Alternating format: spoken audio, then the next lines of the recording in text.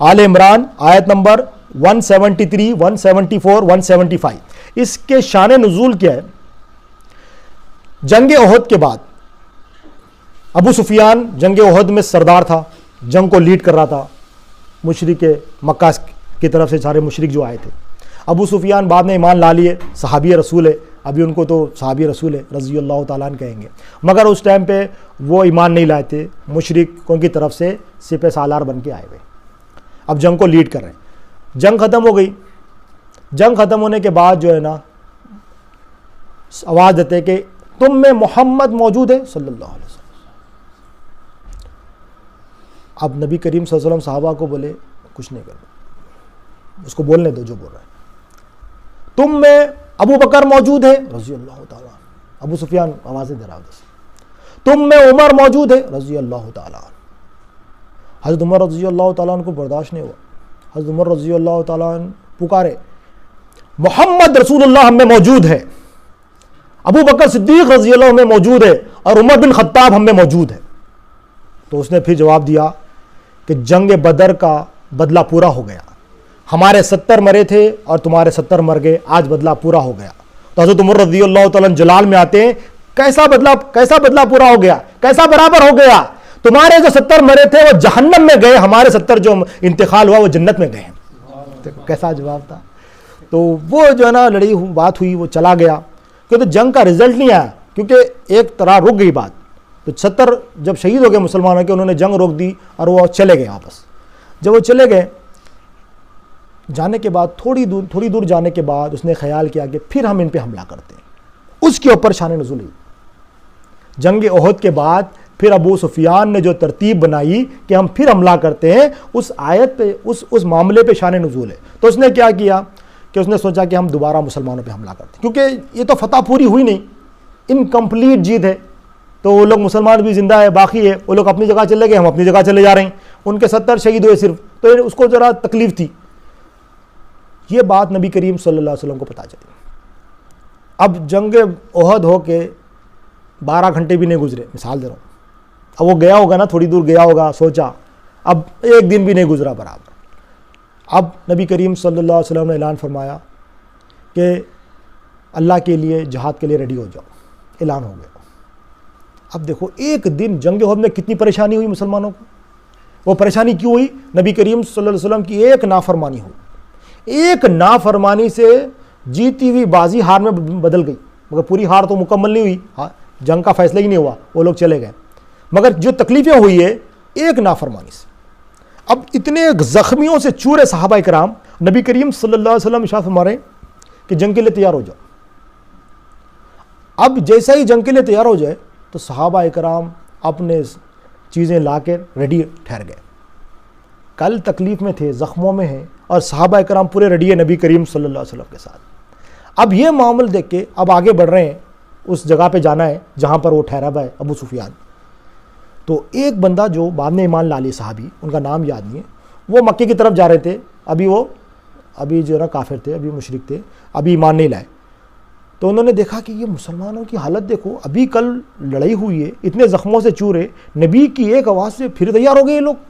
وہ پورا معاملہ دیکھ کے وہ اپنے سفر میں تھے، وہ چلے گئے. اس ابو سفیان ملا. ابو سفیان وہ مسلمانوں کے لیے ان کو ہمدردی تھی، دین کے لیے ہمدردی تھی. انہوں نے ابو سفیان کو ایسے ایسے جملے بولے، وہ ڈر گیا. انہوں نے بولا کہ مسلمان بڑی تیاری کے ساتھ آ رہے ہیں، اب تم جو ہو گیا تمہاری خیر اس میں، واپس چلے جاؤ. اگر تم واپس جاؤ گے تو تم واپس نہیں آؤ گے، اور میں ان کی تیاری دیکھ کے آ رہا ہوں. اور وہ بڑے جو ہے نا جوش و خروش کے ساتھ ہے. تو ان بولا ارے اس کو تھوڑا اللہ تعالیٰ نے اس کے دل میں خوف ڈال دیا. تو ایک قافلہ جہاں پر جنگ ہونی ہے، جہاں پر وہ میدان سلیکٹڈ تھا، جو خبر ملی تھی، وہ ایک قافلہ تجارت کے لیے وہاں پر آ رہا ہے مکے سے. تو وہ ابو سفیان کو ملا وہاں سے. تو ابو سفیان نے ان کو پیسے دیا، ان کو لالچ دی، ان کو بولا کہ جاؤ وہاں پر مسلمانوں کو ڈراؤ کہ ابو سفیان کے پاس بڑی طاقت ہے، بڑی فوج کے ساتھ ابو سفیان آ رہا ہے، تاکہ وہ لوگ واپس مدینہ چلے جائیں اور ہم مکے والوں کو کہیں گے ہم وہاں پر گئے تھے، یہ لوگ آئے نہیں مسلمان، تو ہم دیکھے یہ لوگ ڈر کے نہیں آئے تو ہم واپس آ گئے، ہم ڈنگے ماریں گے جا کے. دیکھو کافر بزدل ہوتا ہے. تو اس نے انہیں اپنی پلان کی. وہ تجارت کے قافلے والوں کو بولا کہ جا کے مسلمانوں کو ڈرانا، پیسے اسے دیا. اب وہ پیسے اسے لے کے وہ آئے مسلمانوں کے پاس, مسلمانوں کو, ابھی مسلمان تو نکل چکے تھے, تو وہاں آگے فل ڈرائے مسلمانوں کو کہ وہ ابو سفیان آ رہا اس کے ساتھ فلاں ہے. اس کے اوپر یہ ساری باتیں اب آپ سنیے اللہ تعالیٰ کیا ارشاد فرمائے. صلو علی النبی اللہم صلی اللہ علیہ وسلم. آل عمران آیت نمبر 173, 174, 175. بسم اللہ الرحمن الرحیم. یہ وہ لوگ ہیں جن کے بعض آدمیوں نے آ کر بیان کیا تھا کہ دشمنوں نے تمہارے مقابلے کے لیے بڑی فوج جمع کی ہے. وہ لوگ آئیں آ کے مسلمانوں کو ڈرا رہے ہیں, مسلمان نکل چکے ہیں لڑائی کے, کہ کیا ہے, دشمنوں نے بڑی فوج جمع کی ہے. ان سے ڈرو مگر اس بات سے ان کا ایمان اور بھی زیادہ ہو گیا. انہوں نے جب ڈرایا کہ تمہارے مقابلے میں بہت بڑی فوج آنے والی ہے, تو اللہ تعالیٰ گواہی دے رہے ہیں کہ صحابہ اکرام کا ایمان اس بات سے اور بھی اضافہ ہو گیا. اور صحابہ اکرام جو ریڈی ہوئے تھے, کتنے صحابہ ریڈی ہوئے تھے؟ 70 صحابہ. 70 صحابہ جنگ احد کے بعد جو دوبارہ گئے, 70 صحابہ نبی کریم صلی اللہ علیہ وسلم کے ساتھ جا رہے ہیں. کتنے ہیں؟ صرف 70 ہے. 70 کو ڈرایا جا رہا ہے کہ آگے سے بہت بڑی فوج ہے, تو اللہ تعالیٰ گواہی دے رہے کہ ان کے ایمان میں اور اضافہ ہو گیا. اور کیا بولے وہ لوگ؟ اور انہوں نے کہا کہ ہم کو اللہ کافی ہے, وہ بہتر کارساز ہے. یہ گواہی دے رہے اللہ تعالیٰ. صحابہ اکرام کے جو جملے نکلے تھے اللہ تعالیٰ اس کو قرآن بنا لیا, تو ان کا ایمان اضافہ ہو گیا, ان کے دلوں کی کیفیت اللہ تعالیٰ بتا رہے ہیں. اور وہ جواب جو دیے تھے وہ بتا رہے ہیں کہ اللہ تعالیٰ ہمیں کافی ہے, وہ بہتر ہمارے کارساز ہے, ہماری بہتر حاجت روا کرنے والا ہے. بس یہ لوگ اللہ کی نعمت اور اس کے فضل کے ساتھ خوش و خرم واپس آئے اور ان کو کوئی ضرر نہیں پہنچا, اور وہ اللہ کی رضامندی کے تابع رہے, اور اللہ بڑے فضل والا ہے.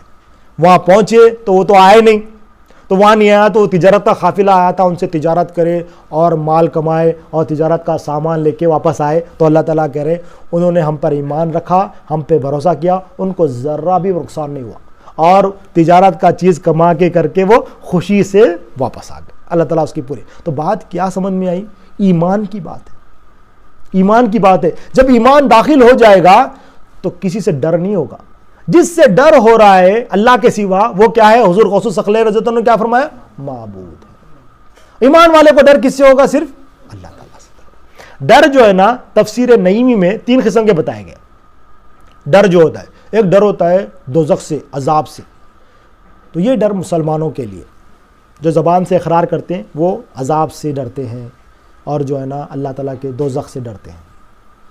اور ایک ڈر ہوتا ہے اللہ تعالیٰ سے دوری کا ڈر, کہ میرا دل اللہ سے قریب ہے, میرا دل اللہ سے رجوع ہے, کہیں یہ اللہ سے دور نہ ہو جائے, کہیں میری کوئی غلطی سے یہ جو مجھے اللہ سے جو قرب مل رہا ہے, جو نزدیکی مل رہی ہے, وہ دور نہ ہو جائے. یہ ڈر ایک ہے, یہ مومن کا ڈر ہوتا ہے. مومن مطلب اس کے اندر اسلام بھی ہوتا ہے, ایمان بھی ہوتا ہے, وہ پلس میں آتا ہے. 2 چیزیں ہوتی ہیں. یہ نہیں ہے کہ مسلمان الگ ہے مومن الگ. مومن کے اندر 2 چیزیں ہوتی ہے, مسلمان کے اندر ایک ہی چیز ہوتی ہے.